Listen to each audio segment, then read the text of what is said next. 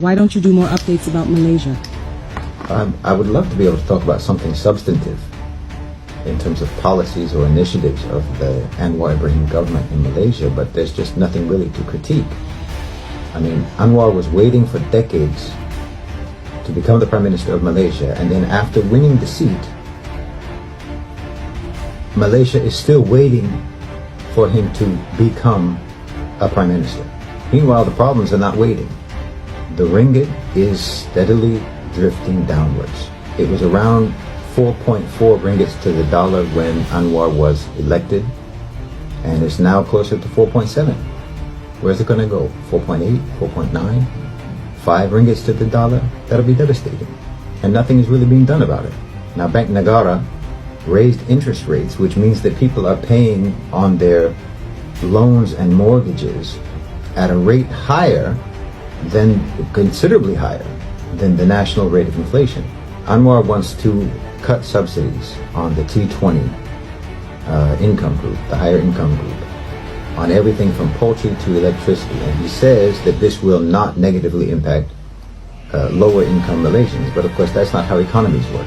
If you raise costs for one segment of the economy, one segment of the population, that segment of the population that has the most disposable income, if you raise costs for them, then they're going to cut their expenses, they're going to cut their expenditures, which will then have a ripple effect through the entire economy in terms of prices, in terms of production, in terms of demand and consumption across the whole economy.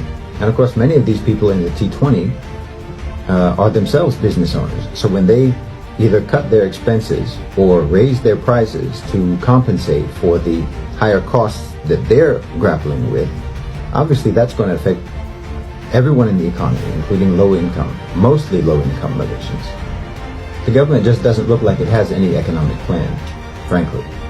I mean, they keep sort of falling back on IMF recommendations, the general IMF structural adjustment program, like with the cutting of subsidies. And of course, if they follow through, if they proceed on that path, it's going to be devastating for the Malaysian economy. I mean, when he was elected, Anwar had a manifesto.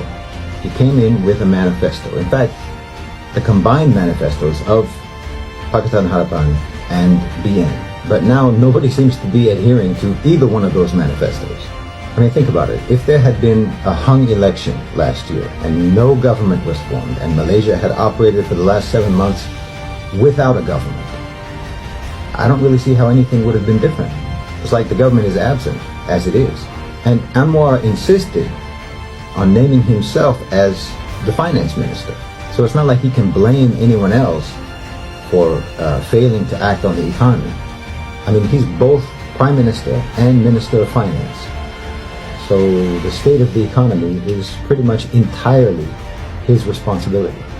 I mean, when he was elected, Anwar asked civil servants to give him ideas about what to do to rescue the economy, and he gave them 2 weeks. It's been 7 months, and still no ideas have emerged. Now he's even asking journalists, or saying that journalists are also responsible for giving him ideas about governance.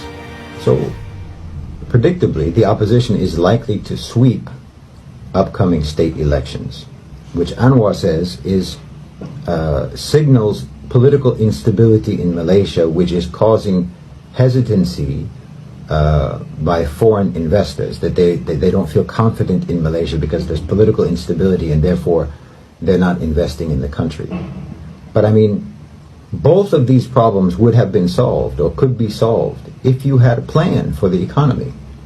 Because if you have a plan and you can show foreign investors that you know what you're doing and you're managing the economy, then not only would they have confidence in you, but the opposition wouldn't have anything to use against you. So you wouldn't be looking at likely losses in the state elections if you were managing the economy well. And FDI would be flowing in because everyone would see that you're managing the economy well.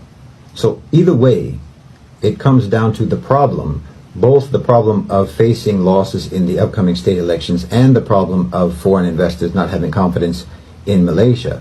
Both of these come down to the fact that Anwar just looks bewildered by the challenges of running a country. And instead of managing the economy or coming up with a plan and actually governing properly, he's busied himself with vendettas against political rivals, posturing, posing, photo ops, speeches, and, pretending to call Erdogan on the phone to boost his image as a world leader. Or else he's preaching about ethnic and religious hatred as if he lives in some Malaysia in a parallel universe that is being riven by racial hatred and strife and violence, which of course isn't happening. None of this is helping. None of this is addressing the real problems that Malaysia is facing.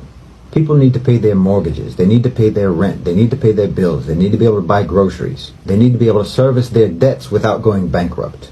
And they need their salaries to stop being worth less with each passing day. Malaysia needs guaranteed food security. I mean, there are real practical problems that people are facing, and rhetoric about, culture war type issues is not going to solve them. I really think that if Anwar had been from a younger generation, he would have, instead of getting into politics, he would have and should have, pursued a career as a pundit of some kind, a YouTuber or a blogger or something like that, where you can just talk abstractly your criticisms of the government or your big ideas about how things should be, without actually having to bear any of the responsibility of making it happen on the ground. Because talking is really more his forte. I mean, for decades, Anwar Ibrahim was held up as this leader with great potential who was never given a chance to prove himself. Well, now he's been given that chance, and he is really as inactive as if he had never been elected to office. I mean, he goes on and on about fighting corruption, and surely corruption is an important issue, but ultimately, Malaysians are going to have to start asking themselves, what is more damaging for a country, corruption or incompetence? I mean, honestly, at least corrupt politicians have to be active. They have to come up with initiatives and policies and programs and projects that they can use to enrich themselves. And there's a trickle-down effect where there's some benefit for the population while they're running projects and programs and policies that they can collect graft from. There's still something going. At least there's something moving. There's some action. There's some activity. And some trickle-down benefit for the population. An incompetent politician just sort of sits there, immobile, as the problems just pile up all around them, which is what it looks like is happening with this government. I mean, I don't know, maybe Anwar's potential was eroded over the years due to being sidelined for all that time. I really don't know. Maybe at some point in his life, earlier on, he really did have that potential, and he could have been a great leader back in those days, and he could have really been everything that he has been hyped up to be. But at this moment, it looks like he was elected and he won the seat of Prime Minister with an empty gas tank. His tank is empty at this point.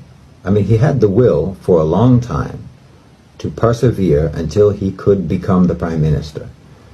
And now that he has become the Prime Minister, it just doesn't look like he really has the will to be Prime Minister.